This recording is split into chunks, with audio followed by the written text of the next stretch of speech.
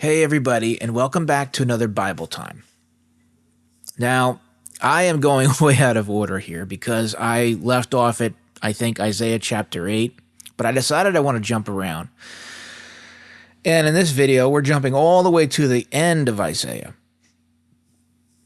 Now, I was thinking about things after I read this last chapter of the book of Isaiah this morning. I sat and I thought, and I was inspired to make this video. This is probably one of the most important videos that you could be watching right now, and this is definitely a video that you should share with anybody and everybody, because I don't think people fully realize how serious this situation is of eternity and where we go once we reach our final destination of where we're going to spend eternity, and what the qualifications are for making it into heaven. So let's read Isaiah chapter 66. The Lord said, "Heaven is my throne, the earth is my footstool. What kind of house could you build for me? In what place will I rest? I have made everything. That's how it all came to be. I, the Lord, have spoken. The people I treasure most are the humble. They depend only on me and tremble when I speak. You sacrifice oxen to me, and you commit murder. You sacrifice lambs to me and dogs to other gods. You offer grain to me and pig's blood to idols. You burn incense to me and praise your idols. You have made your own choice to do these disgusting things that you enjoy so much. You refused to answer when I called out. You paid no attention to my instructions. Instead, you did what I hated, knowing it was wrong. Now I will punish you in a way you dread the most. If you tremble when the Lord speaks, listen to what he says.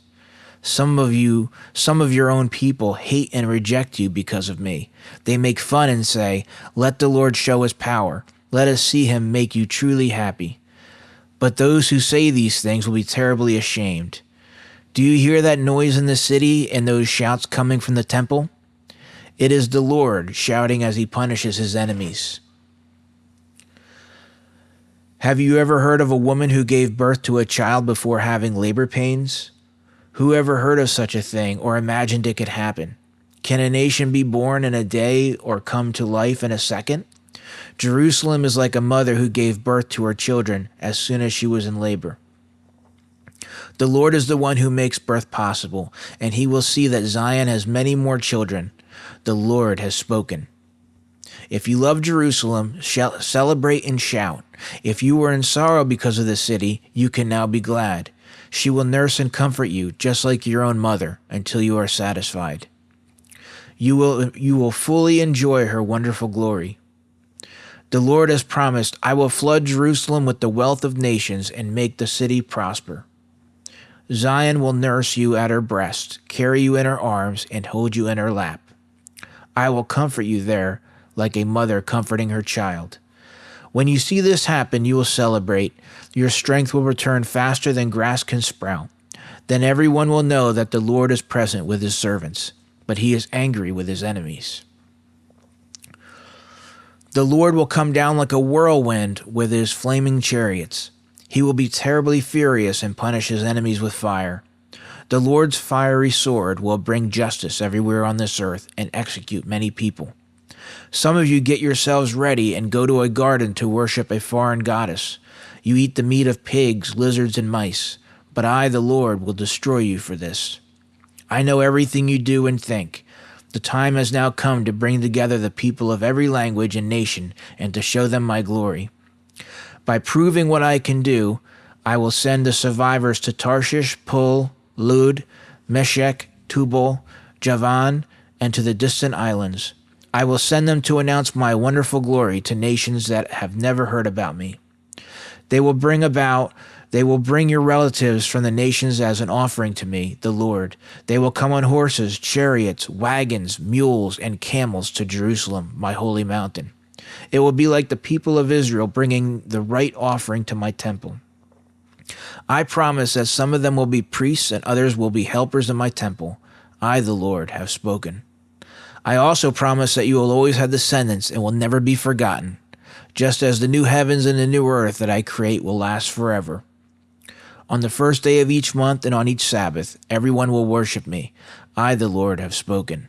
My people will go out and look at the dead bodies of those who turned against me. The worms there never die. The fire never stops burning, and the sight of those bodies will be disgusting to everyone. So that is a very heavy ending. But my question to you is, are you God's enemy? Are you one of God's enemies? That sounds like a crazy question. That's pretty extreme, right? But the Lord talked about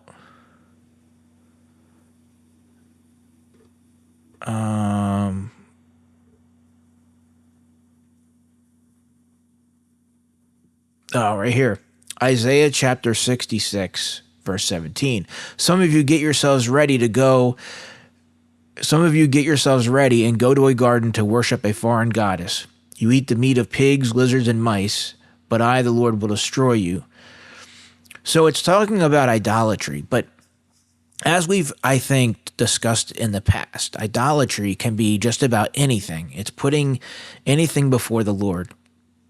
And the important thing to take away from this is that the qualifier in order to get into heaven is you have to have a relationship with Jesus Christ. There's no other way around it. Jesus said in the Gospel of John, John chapter 14, verse 7, I am the way, the truth, and the life. No one can come to the Father except through me.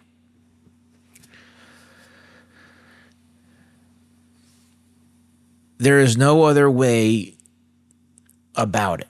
And what better way for... I'm having a difficult time wording this. I was thinking about this very early this morning. And I was just getting frustrated because I was thinking about how some people come so close but miss the mark. You know, for example, if you know someone, say someone goes to church and they just go through the motions and, you know, they're a good person, they're a nice person, and they do kind things for others. But when it comes to church, they just go through the motions. They just sit in the pews. They sit in the pew and they listen, but they don't get over that last hurdle, that hurdle of having a close and intimate relationship with Jesus Christ, the most important thing of all. And you could say that that's a victory for the enemy. Because that's a person that you could go through life and have somewhat of an awesome life. Because why is the enemy going to devote much time to someone like that when they're already deceived? And that's how easily we can be deceived. Because you might think, well, I'm doing all the right things and I'm doing all these great things, but you're missing the most important part of it.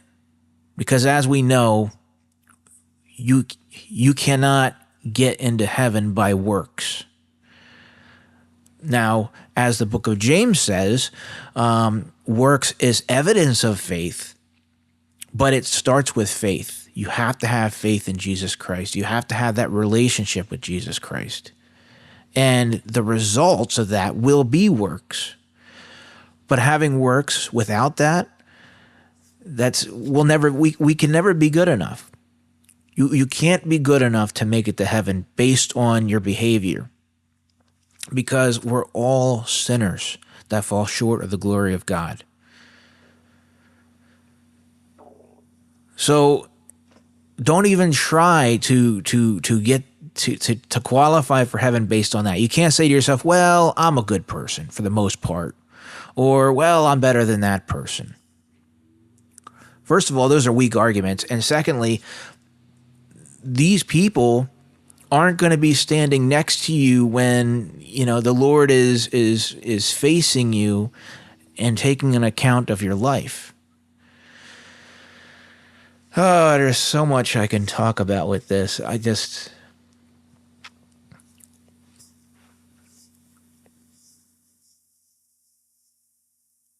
It doesn't matter whether, if you have a career, a hobby, a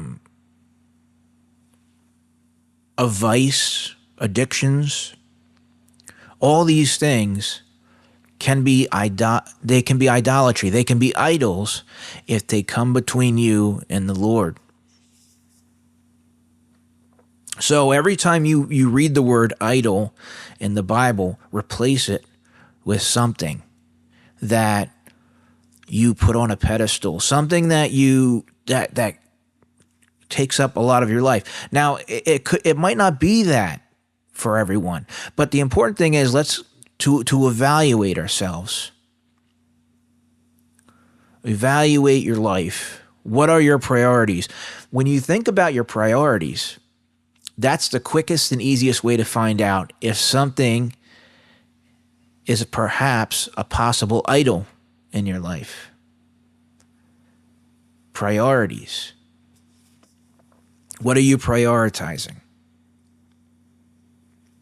I'd love to talk more about this in other videos, because I think idolatry doesn't get talked about enough, and it's very crucial because I think it's overtaking people without realizing it, because I think people are under the impression that idolatry is just worshiping some statue, some wooden carving, stuff that people worshipped years ago, and maybe they still do in secret now.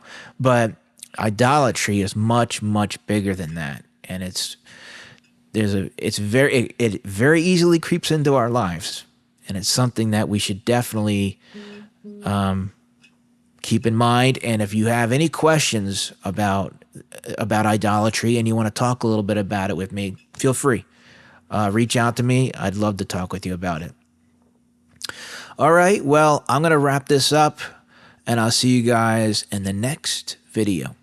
Have a good night.